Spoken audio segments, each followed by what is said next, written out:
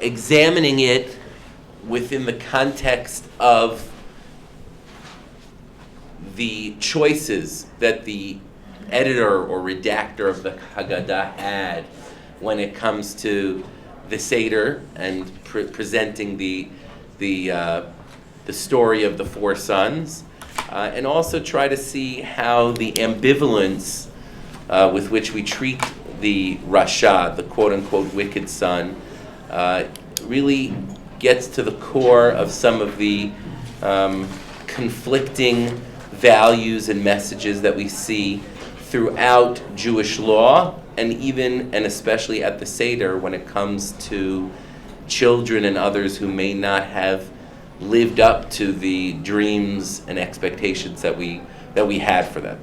So this is I think a really fascinating test case for a more general question of how do we deal with the quote-unquote wicked. And we're not going to spend a lot of time, we're not going to spend any time on the definition of who is the wicked son. That's a whole topic unto itself. And I apologize also for kind of the gender imbalance here, but you can certainly project the same four archetypes upon a female daughters. I happen to have four sons and then one daughter, so each of the four sons kind of each year they argue about who gets to be which.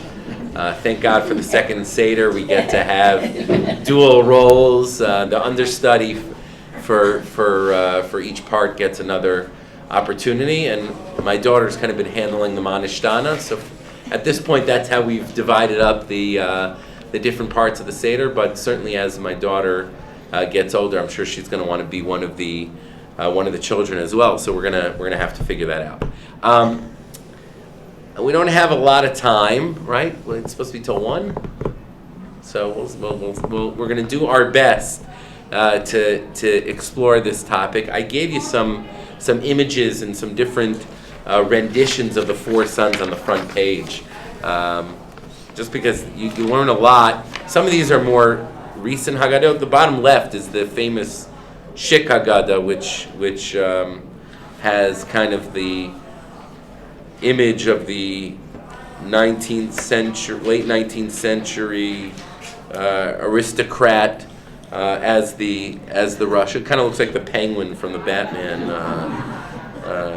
story, the comics. And there's also something about dogs and I didn't have European grandparents, so I don't know all this stuff. But there's something about dogs and Jews. No, is there a thing with dogs? Yeah, that's a stereotype. Yeah. Right, that's a stereotype. I understand. I think it's a stereotype. Right. Right. I mean, certainly, I would imagine that dogs were at some point used to chase Jews during pogroms and other things. So maybe it became an image associated with something. The Jews had dogs too, which seems to have been wiped out of historical memory, and also, I think the dogs are perceived. I talked about dogs are perceived as like dirty.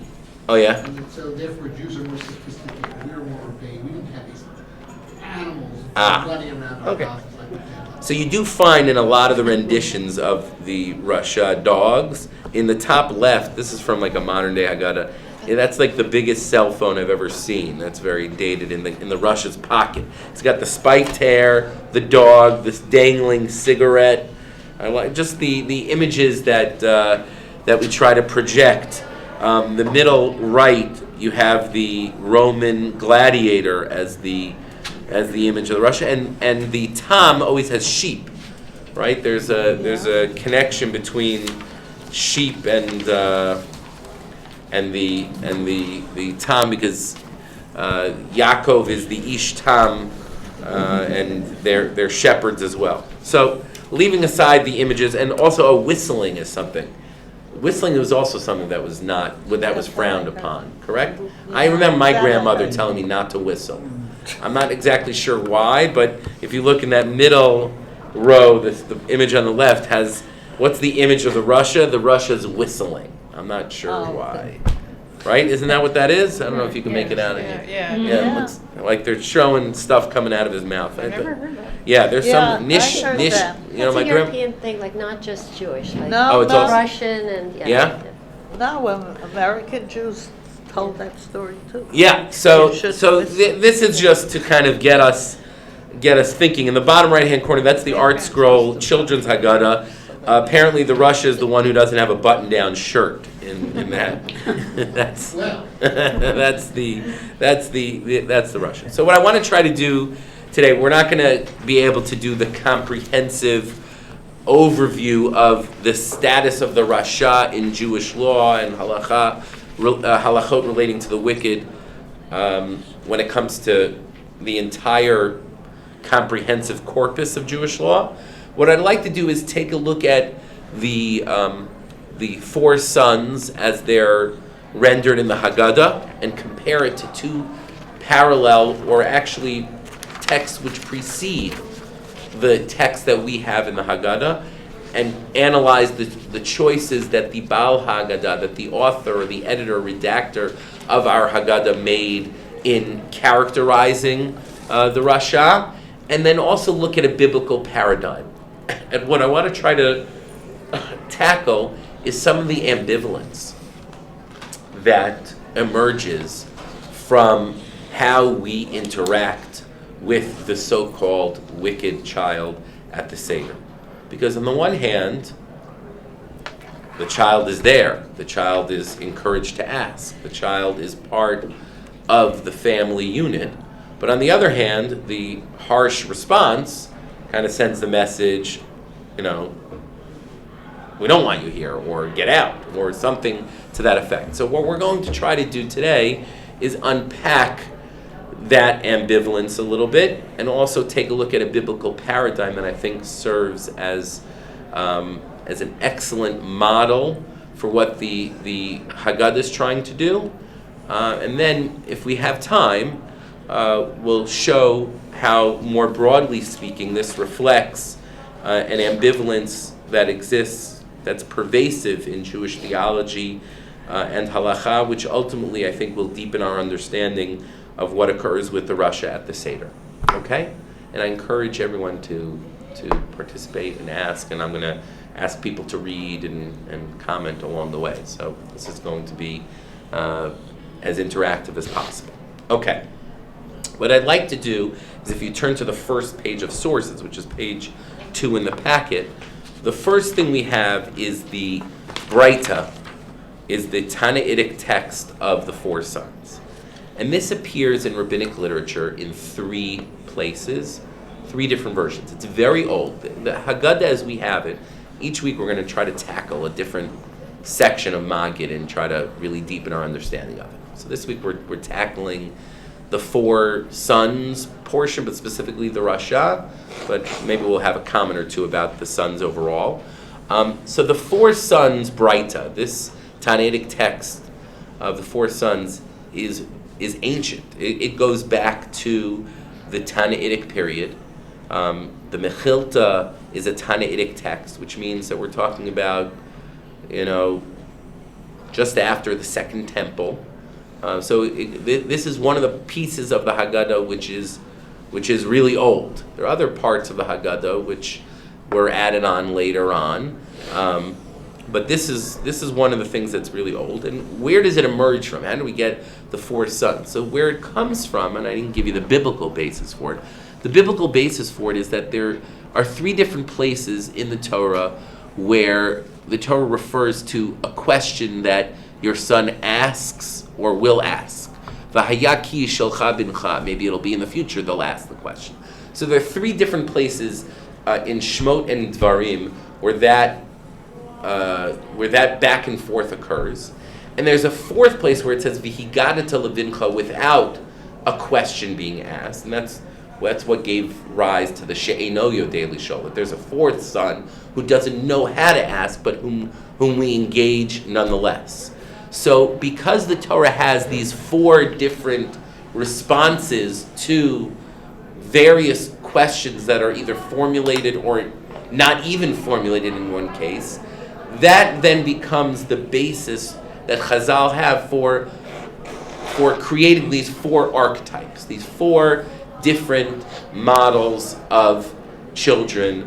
Some have suggested that it's developmental and then it refers to different stages of the development of a child, but we'll take it on a straightforward plane, where it seems as if we have here 4 responses to 4 different questions, or 3 questions and 1 non-questioner, and how and utilizing the various verses to respond to them. Now, Chazal then do a lot of creative reworking. Like sometimes they'll take the question of one and give the answer from a different source. So the question may be what appears in Shmot, but the response will be what appears in Dvarim. But that's what the rabbis do. They take kind of the biblical raw material, and then they rework it and refashion it in a way that they think makes sense for them and the message that they're trying to convey. So that's kind of the origins of the 4 sons and how we got to that. The other route, right? The 4 sons doesn't appear in the Bavli. What appears in the Bavli, it appears in 3 other places, but what appears in the Bavli in place of the 4 sons are the 4 questions, right? So those are kind of the 2 different ways, and then the Haggadah puts both traditions into the Haggadah. You have one way of dealing with these, one way of incorporating the questions and answers of the Chumash into the Seders through the 4-son model, and the other is through the Manishtana, the 4-question model, and the Haggadah puts those 2 things together. But each of those 2 is quite ancient, has biblical roots, and is different ways that the Tanaim dealt with the phenomenon of these questions appearing in the Torah. Okay, so let's take a look at what's said. What I want to do is, we're probably most familiar with the Haggadah. I don't want to review it yet. We'll come back to that. I want to look at the 2 other versions first, specifically what those versions have when it comes to the Rasha, and then we'll work our way back to the Haggadah. And what I'd like us to try to do, I have my board here, is to track the differences. Some of them are subtle, some of them are less subtle. So let's take a look at the Mechilta. That's Ot Bet under number 1. This is the Mechilta de Rabbi Shmuel. This is a Tanaitic Midrash attributed to the school of Rabbi Shmuel as opposed to the school of Rabbi Akiva, on the psukim in Parshat Bo, which talk about the Karban Pesach, and there it enumerates the 4 different sons and what they say. I only excerpted here what the Mechilta has for the Rasha, because for the other 3, it is identical to the Haggadah. So the Rasha is the only one where there's a difference, and we're going to read that together. So I'm going to read it in Hebrew, and I'm going to ask one of you to volunteer to read it in English, and you can read it along with me. Rasha Bahu Omer, Ma ha'avodah hazot lachem. Luke, can you help us out? The question says, what is this service to you? Okay. Lachem v'lo. Lachem v'lo lo. To you and not to him. Ulefisha hotziat atzmo min haklal v'kafar bi'ikar. Excluding himself from the community and denying that which is fundamental, he therefore lugged his heel. Right. Afataha ketchinab. Now that doesn't mean you physically hit him. That's been misinterpreted. That's a colloquial term for you set him straight. You put his teeth in a line, which means kind of you tell him the deal. You deal straight with him.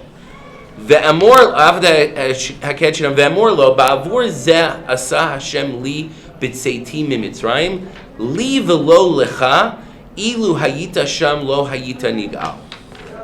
Because of this, the Lord did for me, when I left you, for me and not for you. If you had been there, you would not have been there. Okay, so I helped out here with the bolding.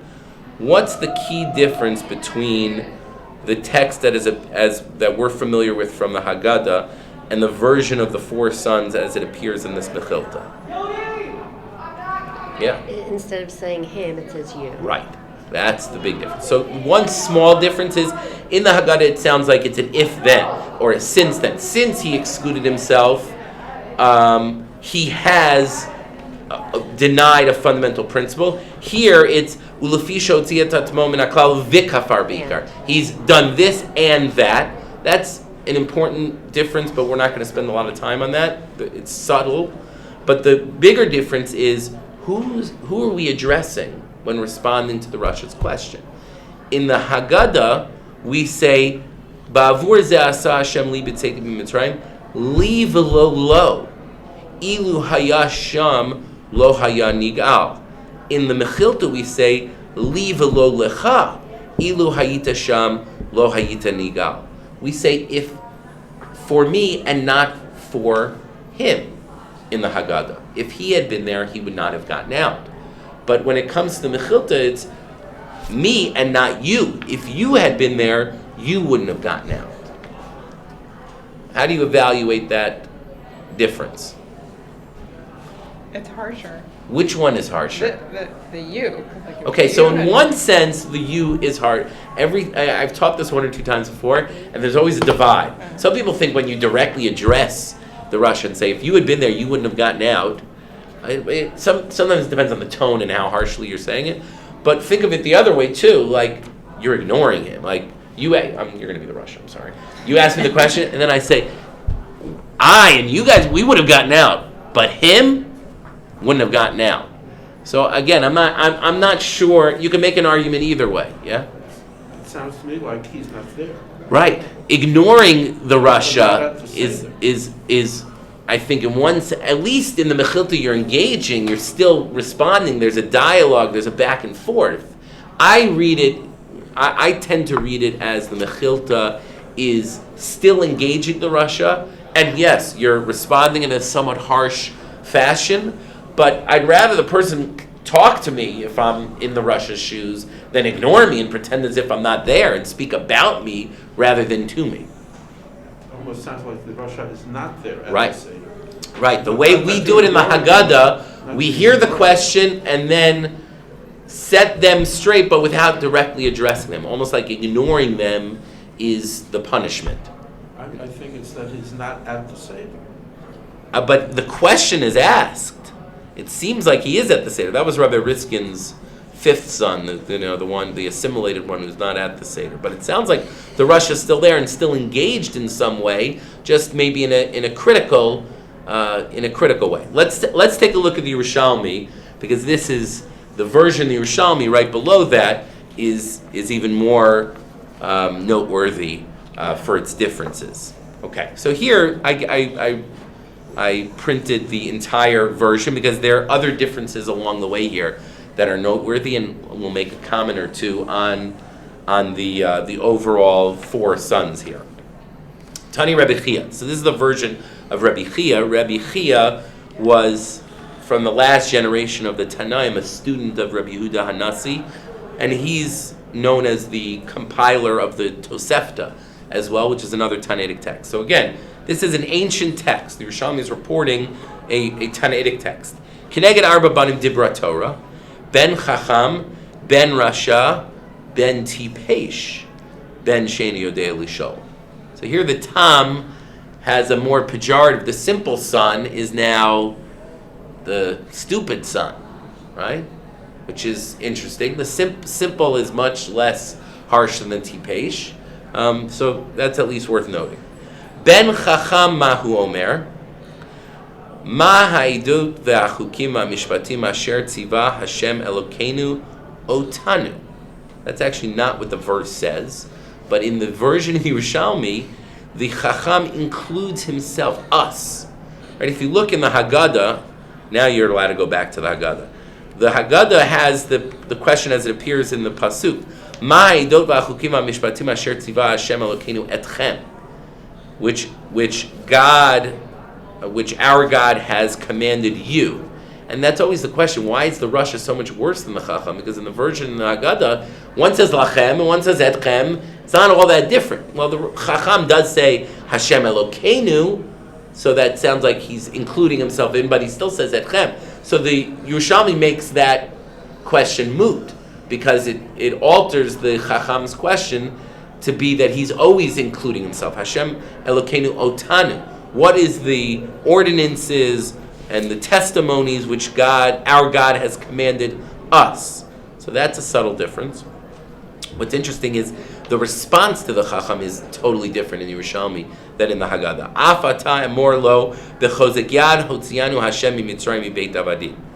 It's basically telling the story in short that God took us out of Egypt with a mighty hand from the house of bondage. That's very different than what we say in our Haggadah, which is Va'afata emor lo kihilchot haPesach. You tell him the laws of Pesach, and especially this Ein Maftir Nachar Pesach Afikomen. 2 years ago in my shul, I did the Chacham and the question and answer and the Afikomen and all that.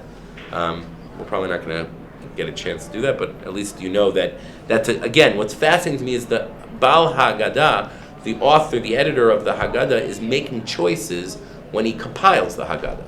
He's taking from other versions of this Breita and is deciding, or maybe he has a third version which doesn't appear anywhere else, and that's the tradition he has. But it's interesting if indeed he has before him, which he probably did, the Mechilta and the Yerushalmi, the fact that the Haggadah has a third version is certainly significant. Okay, now let's get to the Rasha, and here's where we have some really pronounced differences. Ben Rasha Mahu Omer.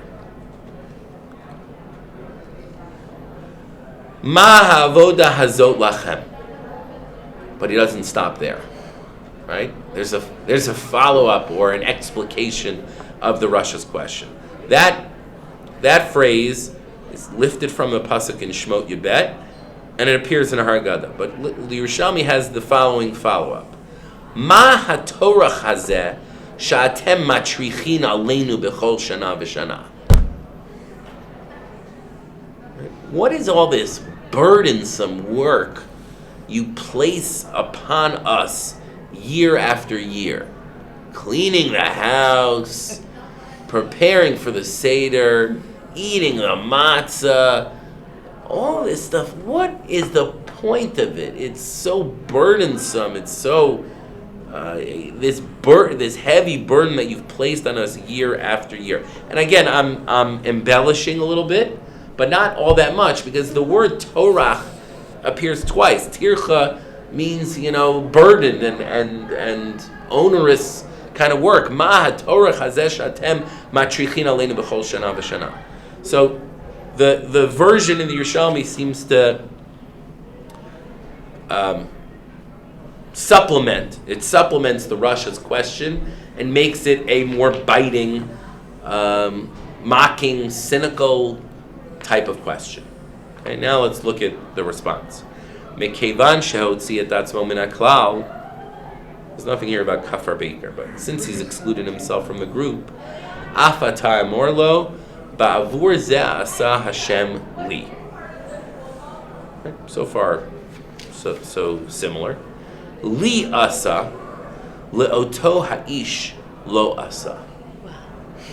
Ilu haya oto ha'ish b'Mitzrayim lo haya ra'ui lihigael misham le'olam. Okay, what does that literally mean? For me, God did this, but for that man, oto ha'ish. That, I'm not a Harry Potter person, but right, isn't there like somebody you could name? He who shall not be He named. who shall not be named. That's what this is. Lo oto ha'ish lo asa. Ilu haya oto ha'ish b'Mitzrayim, lo haya ra'ui lihigael misham le'olam. You see what happened there too? Instead of saying ilu haya sham lo haya nigal, which is reporting a fact, a harsh fact, but reporting seems like reporting, if you had been there and this was your attitude, you wouldn't have gotten out. This is saying if that man had been there, there's no chance in heck he ever would have gotten out of Egypt.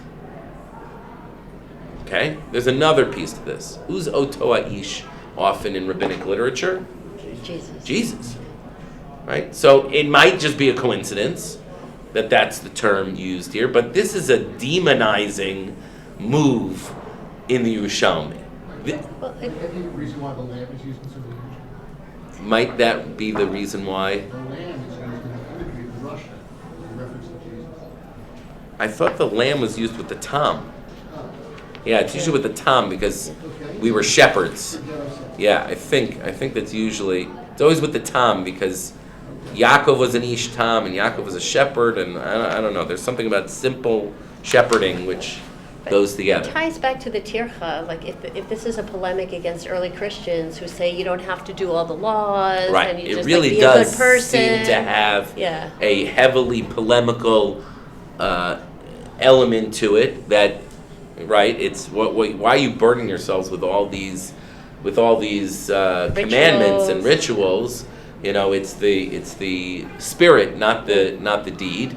But even in terms of how we deal, like, let's bring it back to the specific Rasha who asked this question, because it still reports it as Ben Chacham, Ben Tipesh in this case, Ben Rasha, and the Ben Sheni Yodei Lishol. The response that the Yerushalmi presents, the question is more cutting of the Rasha, but the response is like off the charts, right? Where there's not a lot of ambivalence here in terms of how we respond to the Rasha. We say you don't have a chance.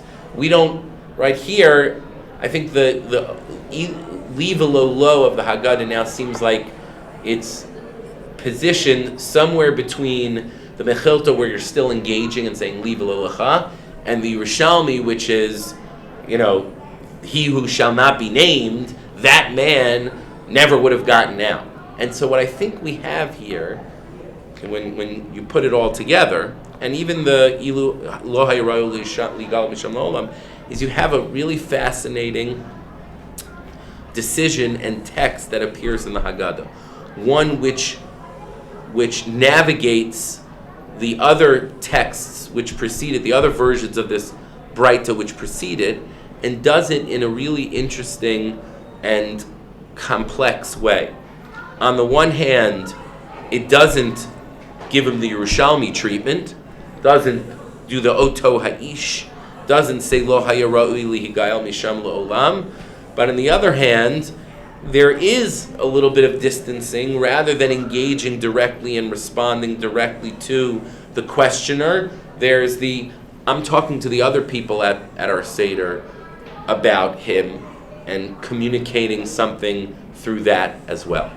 And so I think what I hope we got from this kind of more nitty-gritty examination of these different versions, sometimes, the subtle differences don't register, but I think here they really do register as significant and conveying a certain ambivalence about how we interact with the so-called Rasha, whom we're not defining at the Seder, and how it is that we're able to have the Rasha there, want that child there, but at the same time want to impart messages and lessons to the other people at the table in this subtle way. Okay? Step 2. I actually think that what the Baal Haggadah does is working off of a paradigm that we have in the Torah itself. Okay? And that's Roman numeral 2, and hopefully we'll be able to explore this fully. Okay. The Torah, when it gives the laws of the Passover sacrifice, begins in a somewhat strange fashion. This is source number 3. Vayomer Hashem el Moshe v'Aaron, Zot chukat haPesach, Kol ben nechar lo yochal bo. Right. The Torah is about to convey a whole series of laws related to the Korban Pesach. How you're supposed to eat it, you're not supposed to break a bone, all those kinds of things. But its opening verse states, this is the law, Zot chukat haPesach, this is the law of the Passover, Kol ben nechar lo yochal bo. It seems to be leading up to conveying like the essence of Korban Pesach, and then it mentions something which is, you would think, is somewhat tangential. It tells us about someone who's not supposed to partake of the Korban Pesach. The Ben Nechar, the son of strangers, shall not eat it.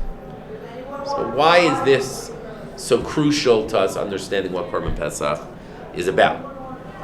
Let's continue to explore. Who is the Ben Nechar? So Rashi tells us that the term here refers to two different kinds of people, potentially.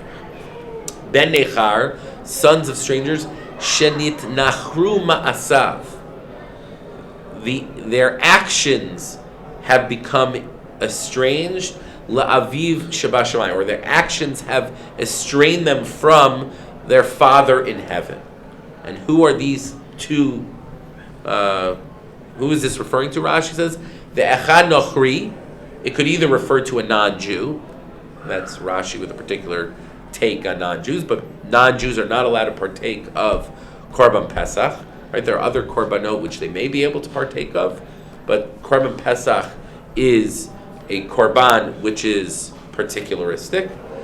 And Rashi says it also refers to the Echad Yisrael Mishumad B'mashma. This also refers to what we know as a Meshumad, an apostate. Right? Now, could the biblical text have been referring to that at that time? It's not totally clear, but by the time Rashi comes around, he's assuming that this Ben Nechar term, this estranged individual, is either a non-Jew who's not supposed to participate, or somebody who was born Jewish who seemingly has left the religion, maybe even, quote-unquote, converted out.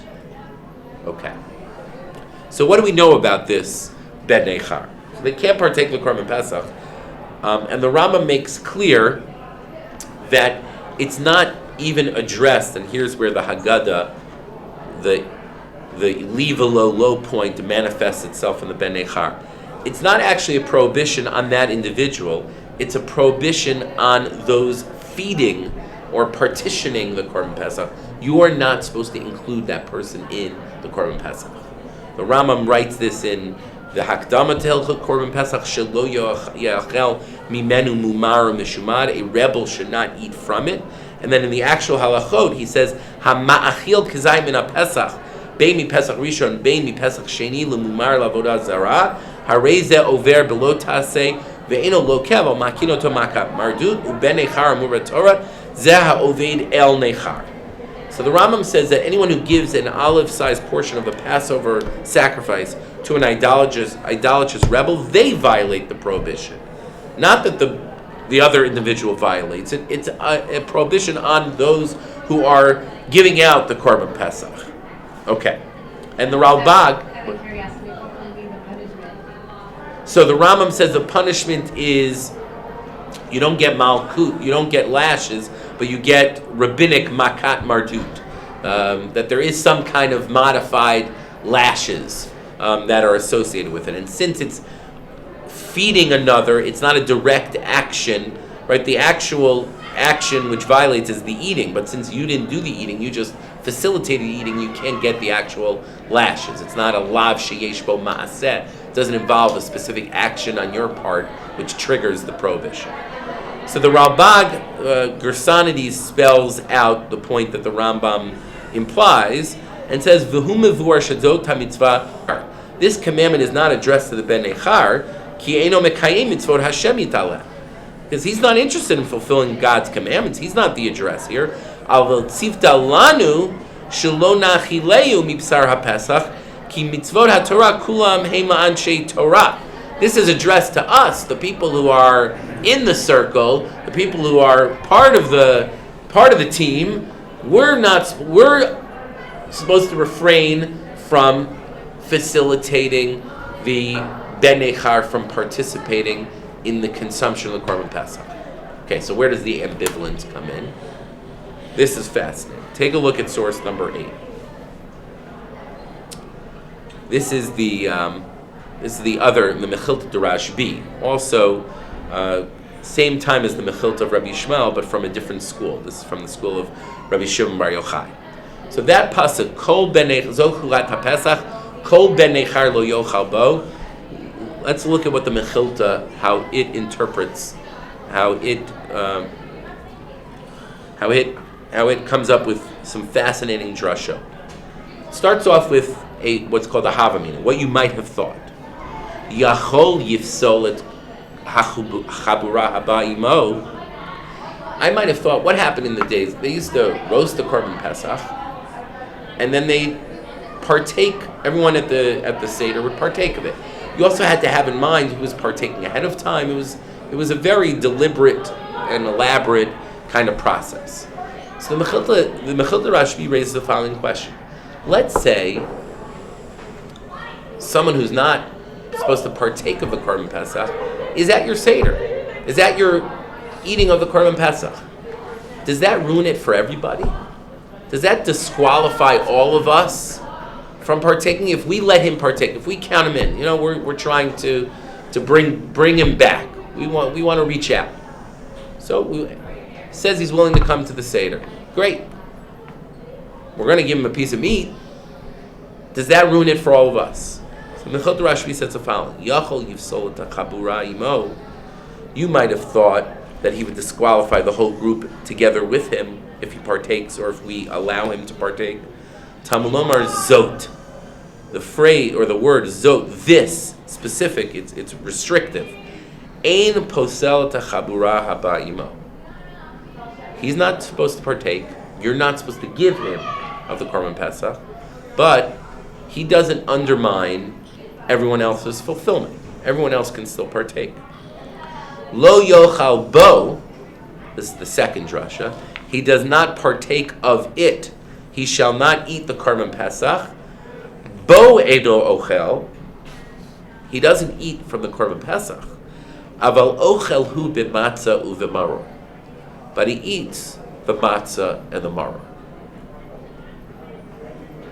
What's going on here? We're going to exclude him a little. Right. We So- don't throw him out. Right. So we're clearly not throwing the Ben Nechar out. And what I'm suggesting is the Ben Nechar is the forerunner, is the precursor, it's the proto-Rasha. Right? Before we call him the Rasha, that's what the Ben Nechar represents. Right? And that's why I'm interested in this as a paradigm for us. So we can't partake of the Passover sacrifice. Right? You're not supposed to feed him. But if he's there and partakes, that doesn't ruin it for the rest of us. And not only that, give him matzah, give him maror. He can have soup and matzah balls. You're not going to deprive him of that, but not the Korban Pesach. So I don't think it's just quantitative, Lou. I don't think it's just we want to exclude him a little. No, it's that we want to include him. Okay, I wouldn't even phrase it like that. The Korban Pesach. What is the Korban Pesach, Yej? I think the Korban Pesach, especially in the biblical narrative, it's really the sign of being part of Am Yisrael. That's what it is. You need you a want to Brit be on Milah, the team. you need to, Right, whatever. and the Brit Milah is not even in the Psukim. That the Right. rabbis kind of read into it. Uh. The Psukim make it clear. How did you mark yourself as on the Israelite team, on God's team? You slaughtered this lamb, which was some kind of source of worship for many of the Egyptians. You took it 4 days in advance so that all your neighbors knew that you had this lamb, and then you slaughtered it and marked your doorpost with it, and basically made your house into a mizbeach. Right? There's no altar yet, but you've created your home as an altar, and the message that you are conveying through that is, heeding the word of God and Moses, etc. And so the Korban Pesach has special significance in terms of figuring out who's part of. It's called the Korban LaHashem. It's the oath. It's really the the way, the initiation rite into the group. And so it's not just we're excluding a little, we're including a lot, we're including a little, whatever it is. The Korban Pesach especially, that's where we have to convey, that's where it seems as if we're supposed to convey the message. If you had been there and had the mentality that you had, or been the way, made the choice you made, you wouldn't have gotten out. Okay? But we still want to give you matzah and maror, and we still want you to do the manishtana for old time's sake, whatever. So what are we trying to convey? How do we do both? What are we trying to say? You can always come back. So I think, again, and I know part of this is kind of the way we hope and think. But I want to go back to the difference between Ilu haya oto isham lo haya ra'ui lihigael misham la'olam versus Ilu, what we say, Ilu haya sham lo haya nigal. Right? If we understand that the Seder is supposed to be a moment where, in a time where we recreate the past, and it's as if we're supposed to envision ourselves as if we're leaving Egypt. Lou and my friend just wrote a whole book about that, right? Rabbi Rothstein. It's all about trying to position yourselves and portray yourselves as if you're leaving Egypt. So then what's the message or the dual message that we're conveying? Well, on the one hand, we want to say and tell everybody and make sure that they know, well, if you have that mentality, that person, lo haya nigal. But now that you're here with us at this Seder right now, ilu haya sham lo haya nigal, but let's try to recreate that and have you be a part of it. So I really read the Haggadah's ambivalence as wanting to convey simultaneously two messages. On the one hand, we're saying there are things which make you outside of the community. There are choices that you make which would result in ilu hayasham lo haya nigal. And we say that firmly, and we say that to the audience. We don't even engage the Rasha directly in that, because based on the question and the choices or whatever it is, we want the Rasha there to hear it, but we don't want to show that we're having the direct conversation, it almost sounds like. But then, I think the subtler message, or the slightly subversive message is, yeah, if he had been there, he wouldn't have gotten out, but this is a chance to kind of replay it and see if we can, by the end of this Seder experience, make sure that you feel as if you are a part of it and you would want to be part of the group that comes out. So maybe this year, the Karban Pesach you don't partake of, but going forward, the Karban Pesach is something, not ilu haya sham lo haya ra'ui lihigael misham la'olam, you never, ever, ever, ever would have gotten out.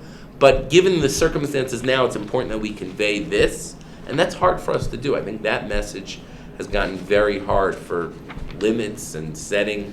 And again, I'm not talking about the idea of never speaking to a child when they make certain choices that you don't want them to make. That's one extreme, but it's also hard for us to figure out ways in which we can communicate expectations and what I like to call transforming love which is not just accepting of the child and the choices that the child makes, but also seeking to not just affirming the being of the child, but seeking the child's well-being.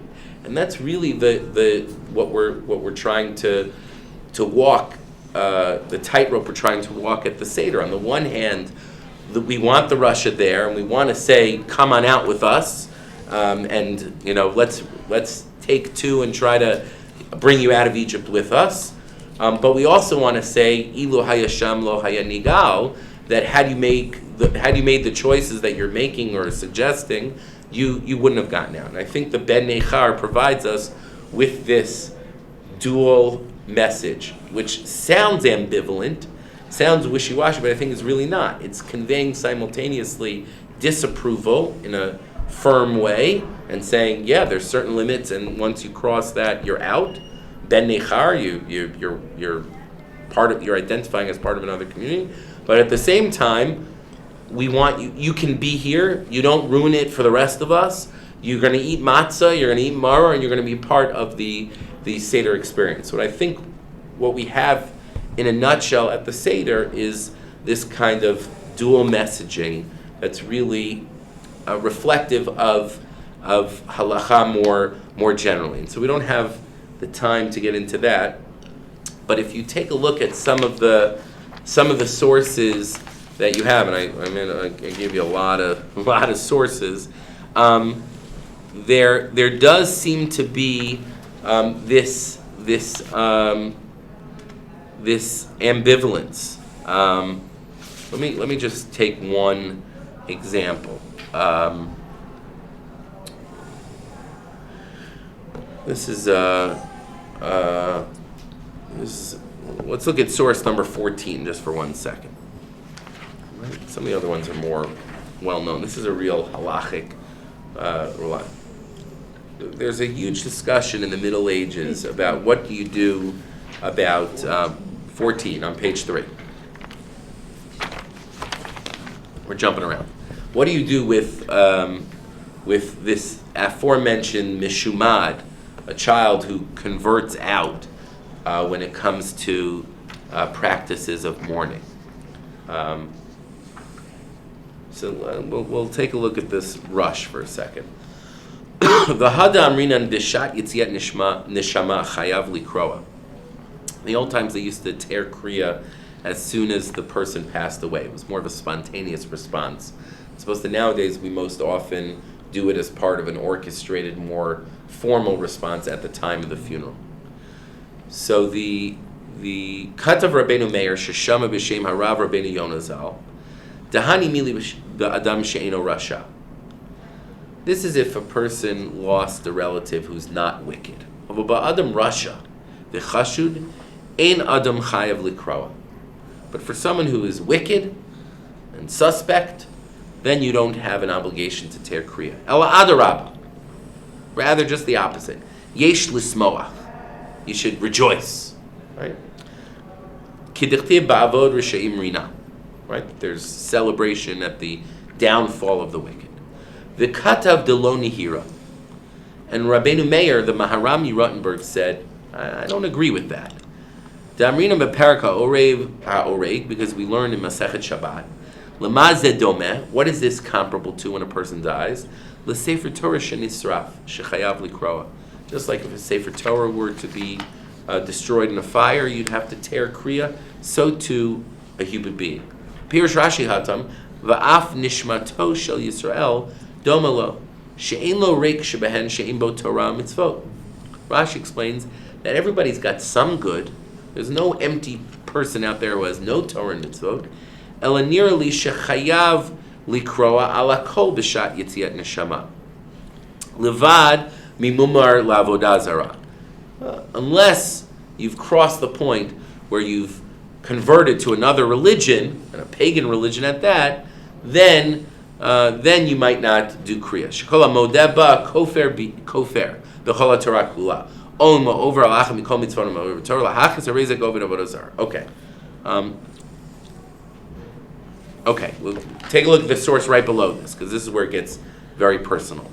The Rabbi Meir Shama, and that same Maharami Rottenberg heard, Mipia Rav Rabbi Yitzchak mi Vienna, from Rabbi Yitzchak of Vienna, She Rabbeinu Gershom, the famous Rabbeinu Gershom, who we know, and who many of the takanot and the chayrims that we have today, not having multiple wives, not divorcing against the will of the woman, etc., not performing yibum anymore. That same Rabbeinu Gershom, nit'abel al beno shehimir im imo v'meit, that he mourned his son when his son died. He mourned over his son who had apostatized with his mother. Amnam it lomar she'ein, but there's some, or Yitzchak said, that one should not learn from the practice of Rabbeinu Gershom. Amnam amar le she'ein lomo mimena da'afushet sarahu da'avad da'shelo zacha lashu b'tshuva. We shouldn't learn from Rabbeinu Gershom for what he did, mourning for his son, was to highlight the fact that his son had died before he had the merit to do tshuva. So you have a fascinating human element here, where the Rabbeinu Gershom, whose own son converts out of the faith, dies, and Rabbeinu Gershom decides he's going to sit Shiva for him. And the Rishonim debate whether we can learn from Rabbeinu Gershom's action or not. Again, reflecting this ambivalence. We want to set boundaries. We want to be clear about who's in and who's out. But we also, even after they pass away, Rabbeinu Gershom felt that he should be mourning the fact that his son didn't have a chance to return. And this is expressed again and again throughout the sources, whether it's Rashi's argument that Yisrael, Afal Pi Shechata Yisrael, a statement which appears once in the Talmud, which Rashi takes and applies all over the place, that someone who has sinned, even cardinal sin like Avodah Zarah, once they are born a Jew, once they're born an Israelite, they remain an Israelite. The apostate is considered a full Yisrael, and therefore all the halachic implications that come with that. So I think if you look through some of the other sources here, each one of them on its own topic, whether you count the wicked in a minyan, whether you honor wicked parents, whether or not the normal rules of arvut apply to Rishayim, what emerges is, again, sometimes debate and sometimes real, deliberate ambivalence, where on the one hand we're trying to convey the message that the Rasha is excluded in certain respects, but still holding out hope for the Rasha ultimately to be included and to find their way back. And I think that's ultimately what the Haggadah tries to do with its presentation of the Rasha.